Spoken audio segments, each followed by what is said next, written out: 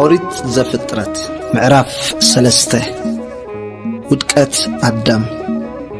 ቁጥር 1 እግዚአብሔር አምላኽ ካብ ዝፈጠሮ ኩሉ አራዊት መሮር ተመን ይጎርሕ ነበረ ነታ ሰበይቲ ከኣ አምላኽሲ ካብ ኩሉ ኦም ገነት ኣይትብልዑ ኢሉዶ አዚዙ እዩ በላ እታ ሰበይቲ ነቲ ተመን በለቶ ኣብ ገነት ካብ ዘሎ ፍረኦም ንበልዕ ኢና ብዛዕባ ፍረ እታ ማእከል ገነት ዘላ ኦም ግና አምላኽ ከይትሞቱስ ካብኣ ኣይትብልዑ ኣይትተንኪዋውን በለ እቲ ተመን ድማ ነታ ሰበይቲ ኣይፋልኩም አምላኽ ደኣ ካብኣ ምስ ትበልዑ መዓልቲ ዓይንትኹም ከም ዝኽፈታ ከም አምላኹን ከም እትኾኑ ጽቡቕን ክፉእን ከኣ ከም እትፈልጡ ስለ ዝፈለጠ እዩ እምበር ከቶ ኣይትሞቱን ኢኹም በላ እታ ሰበይቲ ድማ እታ ኦም ምብልዓ ጥዕምቲ ንዒንቲ ከኣ ጽብቕቲ ጥበብ ዝመሃቡን እተብህግ ኦም ምዃና ሪኣ ካብ ፍሪኣ ወሲዳ በልዐት مساء خان سبعة هبطو نسون بلعه شعو عين تخلتيهم تخفتا ترايم مخانم دما فلتو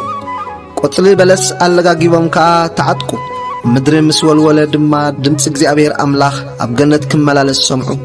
أدامن سبيتون كا كابغت اكزيابير أملاخ أما أكل أعوام غنت حابو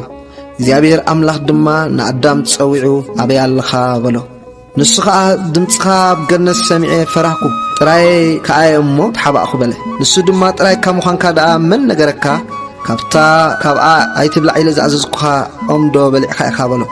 ኣዳም ከዓ እዛ ምሳይ ክትኮን ዝሃብካን ሰበይቲ ካብታ ኦም ሃበትኒ እሞ በላዕኹ በለ እግዚአብሔር ኣምላኽ ድማ ነታ ሰበይቲ ስለምንታይ ዝገበርኪ በላ እታ ሰበይትኻ ተመን ኣስሒትኒ በላዕኹ በለ ሽዑ እግዚአብሔር አምላኽ ነቲ ተመን እዚ ስለ ዝገበርካ ካብ ኩሉ እንስሳን አራዊት መሮርን ርጉምኩን ብኸብድኻ ክትከይድ ኩሉ ዘበን ህይወትካ ድማ መሬት ትበልዕ ኢኻ ኣብ መንጎኻን ኣብ መንጎ እዛ ሰበይትን ኣብ መንጎ ዘርእኻን ኣብ መንጎ ዘርአን ከዓ ጽልኢ ተክል ኣለኹ ንሱ ርእስኻ ክጭፍልቕ እዩ ንስኻ ድማ ሸኾንኡ ክትነክስ ኢኻ በሎ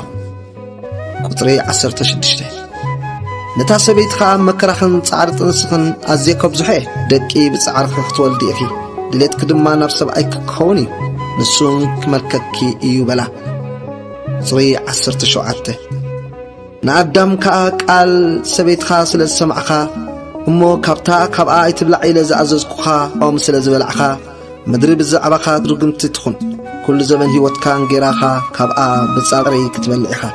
እሾኹን ተኾርባን ተብቁለልካ ብቑሊ መሮር ድማ ክትበልዕ ኢኻ ናብታ ተፈጠርካላ ምድሪ ክሳዕ ትምለስ እንጌራ ብርሃ ጽገጽካ ክትበልዕ ኢኻ መሬት ኢኻ እሞና መሬት ድማ ትምለስ በሎ እቲ ሰብኣይ ድማ ንሰበይቱ ኣደ ኩሉ ህያው ኮይና እያ እሞ ህዋን ኢሉ ሰመያ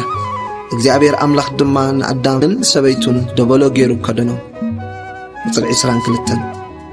እግዚአብሔር ኣምላኽ ድማ እንሆ ኣዳም ከም ሓደ ኸማና ጽቡቕን ክፉእን ዝፈልጥ ኮይኑ ኣሎ ሕጂኻ ኢዱ ከይዘርግሕ ካብ ኦም ህይወት ወሲዱ ድማ ከይበልዕ زلعلم كأهيا وكوينو كينبر إلو سلزي نتا تفترلا مدري من تخعيا دما እግዚአብሔር አምላኽ ካብ ገነት ኤደን አውጾ ከሞና አዳም አውጾ ንምሕላው መገድኦም ህይወት ከኣ ብሸነኽ ምብራቅ ገነት ኤደን ምስናይ ተንበልብል ሓልሃልታ ሴፍ ኩሩቤል አቀመጠ